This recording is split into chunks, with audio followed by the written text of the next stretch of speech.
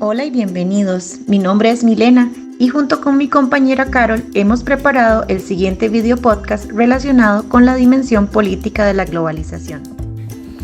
Así es, bienvenidos, saludos Mile. En este espacio abordaremos conceptos y otros temas que sin duda serán de mucho interés para todos. Asimismo nos enfocaremos también en un punto muy interesante como lo es el descontento social. Bueno, y sin más preámbulo, iniciamos con nuestro tema, la dimensión política de la globalización y el descontento social. Adelante, Mile. Tal vez ustedes se preguntan, ¿cómo puede estar relacionado un supertema como la globalización con el descontento social? Bueno, aunque sea difícil de creer, a lo largo de los años los efectos de la globalización han sido también negativos y como detonante las movilizaciones y el descontento social. Bien, para entender mejor este tema, ¿qué tal si empezamos definiendo el término globalización? De acuerdo a diferentes fuentes consultadas, la globalización se puede considerar como un proceso conjunto de procesos que encarna una transformación en la organización espacial de las relaciones y las transacciones humanas. Como concepto, la globalización hace referencia a la condensación del mundo y también a la intensificación de la conciencia del mundo como un todo. En términos generales, la globalización es un proceso de integración de los diferentes países. Seguidamente explicaremos en qué consiste la dimensión política de la globalización y cuáles son los aspectos que contempla. La globalización política es el proceso mediante el cual se han creado y desarrollado instituciones, mecanismos y promulgado y aplicado leyes de alcance global que han marcado la globalización en general. Esta ha impulsado la conformación y unión de los países en bloques para regirse por directrices y leyes comunes. Uno de los mejores ejemplos de este tipo de organizaciones es la Organización de las Naciones Unidas. Es innegable que la globalización política es un fenómeno curioso lleno de ventajas y desventajas, en donde la economía es la base de esta globalización. Veamos algunos puntos y características de este fenómeno. Poder descentralizado. Los países firmantes de los bloques ceden parte del poder de regulación dentro del territorio a los organismos multinacionales, algo que los detractores ven como pérdida de soberanía y los globalizacionistas como una forma de prevenir el poder absolutista. Cooperación internacional. Problemáticas como el calentamiento global, la hambruna, entre otros, requieren la cooperación de la mayor cantidad de países para resolverlos. Libre comercio. Aunque es un factor de carácter económico, es a través de las relaciones y convenios políticos internos que los gobiernos se incorporan o no a las políticas de corte global. Soluciones diplomáticas. Los organismos establecidos como consecuencia lógica de la globalización política impulsan las soluciones diplomáticas entre los países en conflicto, lo que ayudan a su solución. Regulación militar. Las políticas y legislaciones globales también contemplan la regulación de uso y desarrollo de armamento por parte de los gobiernos. También regulan las actividades militares intervencionistas. Justicia. La creación de tribunales internacionales es otro factor de la globalización política. Estas instancias judiciales buscan aplicar justicia en casos de genocidio, conflictos territoriales internacionales o crímenes de guerra, entre otros, agilizando los procesos judiciales internacionales. Bueno, Mile, sin embargo, como dice el refrán, no todo lo que brilla es oro y no todo siempre es tan bueno. Es aquí donde hablaremos sobre cómo se manifiesta el poder político en la globalización.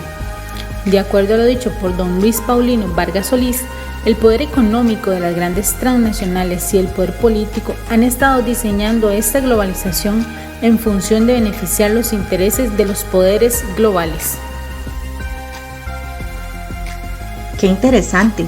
Esto deja en evidencia que la globalización no es un fenómeno que tiene lugar por sí mismo o que es automático.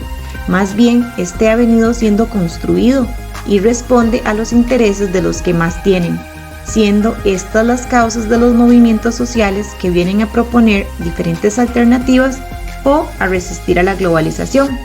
Asimismo, rechazan la corrupción y la prevaricación percibidas como las formas en que se organiza la sumisión de las clases políticas locales a los intereses económicos y financieros nacionales e internacionales.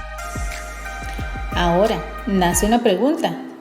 ¿Consiguen estos movimientos colectivos abordar las causas de los problemas políticos? Podemos decir que estos movimientos conllevan demandas políticas que, articulados entre sí en la experiencia de la movilización colectiva y frente a la represión, hacen sistema, como decimos entre comillas, y pueden revestir una radicalidad sistemática. Ya no se trata de ganar un reclamo sectorial como al inicio, sino de cambiar el sistema en su conjunto y de abordar las causas de los problemas políticos y sociales en sus raíces. Al hacerlo, estos procesos alimentan lógicas de refundación general del pacto democrático y social, como lo indican hasta ahora exitosamente en el caso de Chile y las demandas de nuevas constituciones en varios países. Pero aquí me surge la siguiente pregunta. ¿Cómo influye el descontento social por las brechas económicas tan marcadas en la dimensión política de los países? ¿Será la opinión popular un factor que influye en el destino político de un país? Bueno, el descontento no solo se ha manifestado a través de movimientos de protesta. Por lo tanto, el voto popular en las elecciones presidenciales recientes se caracterizó por ir en contra de los partidos en el gobierno, independientemente de su signo ideológico, es decir, fue un voto de protesta frente a la pérdida del poder adquisitivo, el desempleo y la erosión de beneficios provenientes del gobierno.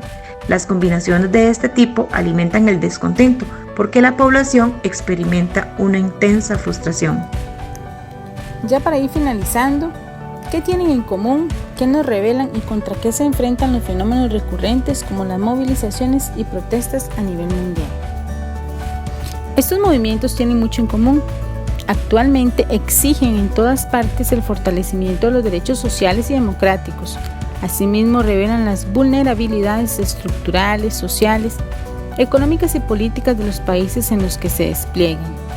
También la denuncia y el rechazo de varios fenómenos recurrentes, algunos de los cuales se han agravado desde el comienzo de la década, constituyen el núcleo de estas movilizaciones que dejan ver cierto grado de articulación, alto costo de vida y disminución del poder adquisitivo, desigualdades sociales, políticas de austeridad que vuelven oneroso el acceso a servicios públicos básicos deteriorados, corrupción endémica, acaparamiento de las instituciones por parte de un cuerpo político al servicio de minorías privilegiadas, lógicas confesionales, por ejemplo Oriente Medio, y clientelistas para la distribución del poder y las riquezas que refuerzan las dinámicas de desposición.